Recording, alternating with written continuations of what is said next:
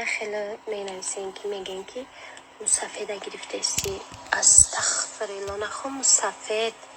ما تا حاضر اگه مسافد خطی گب نزدم. و شما این برای مسافده و برای شما مردگین. من خدا را شکر مهنت میکنم. یه همه تون میدونین ای سوخته تونه که ما در یگانجا فرهناز سرخم نمیکنم. فرهناز دیلی مردکی داره. نه چیز ایوتو نبرورین. فرهناز میدونه اختون ای سوخته تونه نمیدونه چی بگین.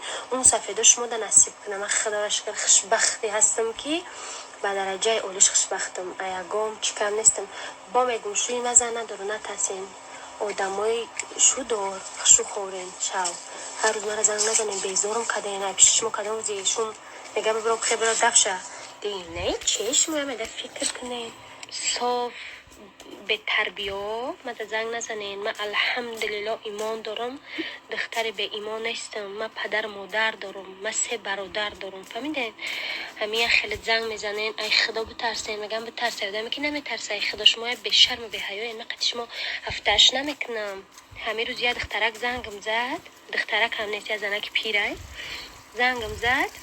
اگر باور میکنین یک نمود دل جگر من خورد. نمیدونم او ای پشتی کی گپ زد نمی کی را گرفت و هفت پشتش قسم خود است که تو فلانی را کاولری فلانی او تو ده چی من کاولری کی را گرفته استم. من شوکا دستم شوی هیچ کارا نگرفته استم.